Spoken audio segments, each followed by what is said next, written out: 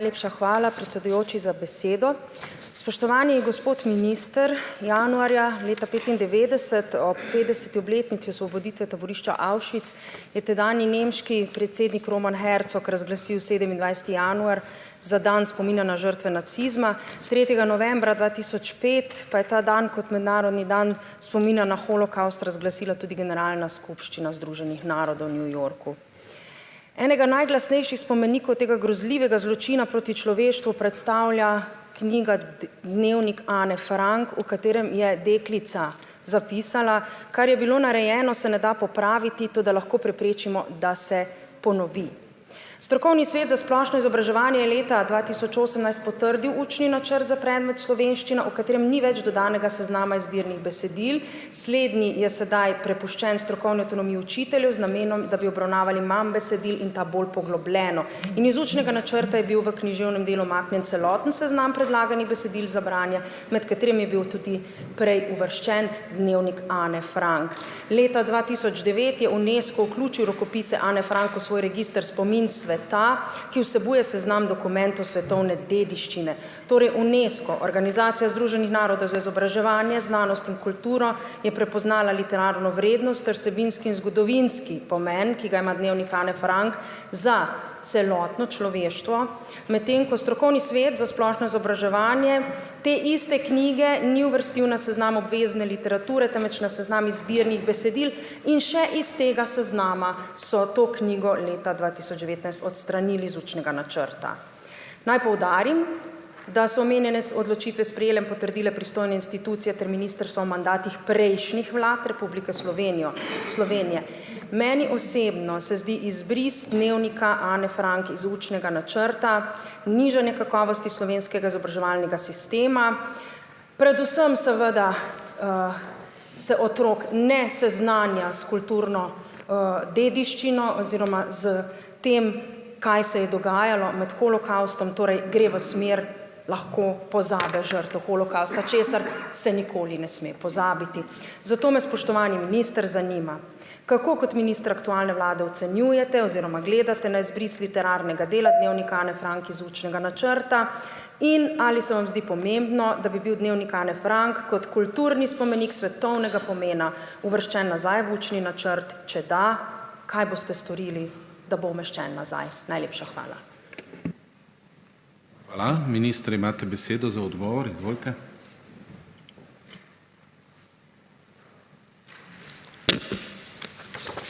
Hvala lepa, gospa poslanka, za vprašanje.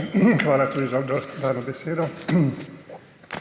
Ministrstvo za vzgojo in izobraževanje kot upravni organ seveda ne more, direktno posegati v dogovorjene procese oziroma pogoje, ki so postavljeni v strokovnih mnenjih preteklih vlad ali pa sedanjih vlad, neodvisno od tega. Postopek posodobitve oziroma priprave učnih načrtov seveda vodi Zavod Republike Slovenije za šolstvo, ne samo zavod sam kot inštitucija, seveda vanj vključi strokovnjake, predvsem tudi učitelje praktike, in ko se pripravi besedilo učnega načrta, je to še recenzentom, in ko je vse to skupaj nekako pripravljeno, gre v odločanje na Strokovni svet Republike Slovenije za splošno izobraževanje. Na ta način dejansko se potrjujejo učni načrti osnovne šole, gimnazijskih programov in pa splošno izobraževalnih predmetov, tehniških in srednjih šol, ki niso gimnazije. Seveda, načrtovane prenove, ki so narejene, so vedno, kot rečeno, dane tudi strokovni javnosti, preden grejo v strokovni svet na potrjevanje.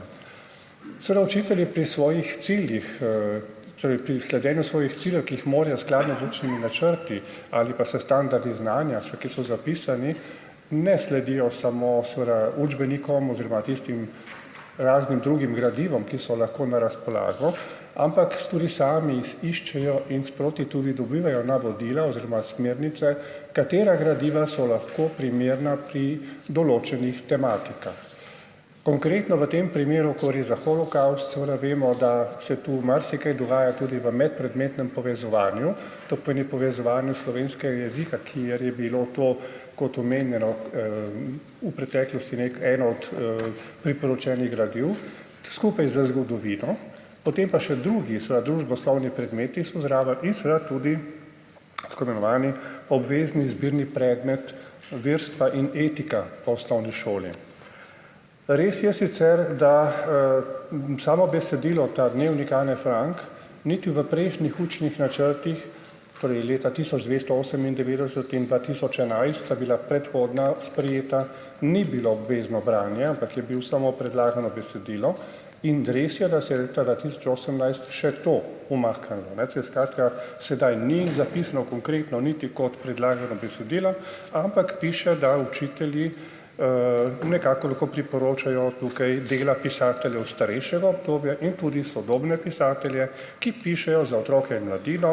To pomeni, da učitelji pač glede na svoje priročnike ali pa druge vsebine, ki jih lahko srečajo, po svoji vesti ali pa po svoji izbiri dajo tudi ta dnevnik Ane Frank kot gradivo za branje. Vemo tudi, da se učitelji stalno tudi dodatno usposabljajo in v teh usposabljanjih, ki jih praviloma vodi Zavod za šolstvo, pa tudi drugi seveda, dobivajo tudi na temo holokavsta različne seminarje, tudi online v novejšem času in uporabljajo tudi različna gradiva, kot sem že prej omenil, recimo leta 2020 so bile prevedene smernice prav za poučevanje o holokavstu. In to je recimo tudi priporočeno, da pregledajo učitelji, na osnovi tega izbirajo določena gradiva, ki so na razpolago. Poleg tega imamo recimo tematske številke revije Zgodovina v šoli, ki zlasti ob kakšnih pomembnih obletnicah daje poudarek tudi temu področju. Poleg tega pa Zavod Republike Slovenije za šolstvo vsako leto priporoča obeležitev ob svetovnem spominu na žrtve holokavsta tudi s prebiranjem knjig, člankov in tudi drugih gradiv, pa tudi ogledov filmov in seveda tudi gledaliških predstav. Recimo letos so preko spletne učilnice, v katero vključenih preko 500 učiteljev za predmet zgodovina, sicer spodbudili k ogledu gledališke predstave.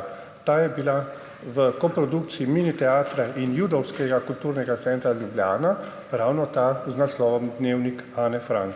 Torej, ravno ogledi takih predstav in drugih gradiv, ki so tu na razpolago, spodbujajo razmišljanje in tudi dodatno motivirajo učence in dijake in so odlično izhodišče za pogovore o različnih temah z tega področja.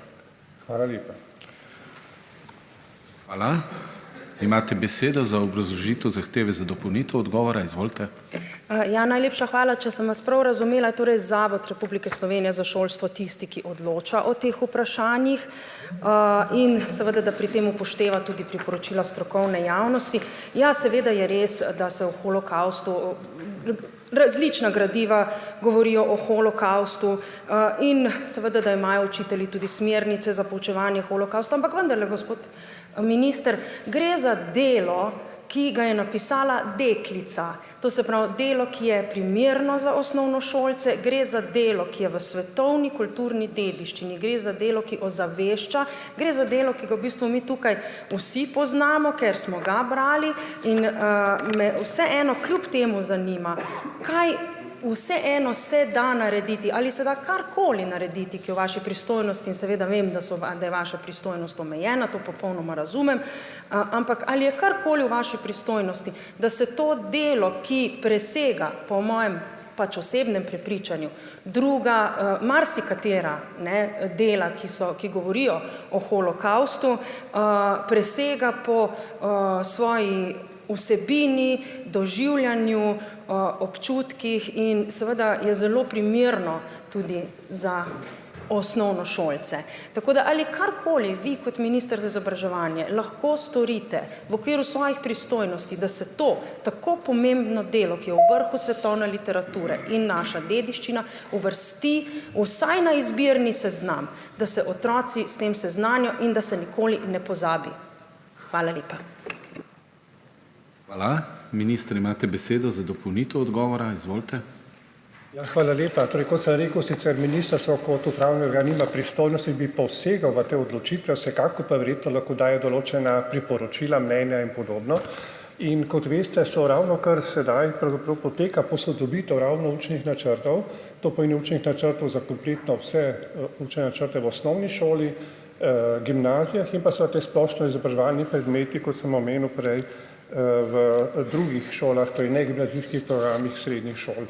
In jaz verjamem, da, torej, bodisi da nas zdaj poslušajo nekateri, ki so za to odgovorni, ne, ali pa tudi mi še lahko spomnimo tiste, ki so v tej skupini, posebej recimo v skupini za osnovno šolo ali pa tudi za gimnazijo na vse zadnje, ne, ki bi bili za slovenščino in ki bi lahko predlagali ali pa postavili ponovno kot recimo eno tako branje, gotovo Dnevnik Ane Frank. Torej, jaz se tudi osebno strinjam s tem, da je to zelo, bi rekel, prijetno branje, mislim prijetno v smislu, da je deklica to napisala, da ni nekdo od zgoraj napisal in nekako podučeval nekoga, ampak deklica je to napisala in zaradi tega verjetno še toliko lažje sprejemljivo za otroke, ki bi potem nekako iz prve roke v resnici dobili, kaj je pravzaprav holokavst. Hvala. Samo zahvaljujem se vam, gospod minister. Hvala lepa.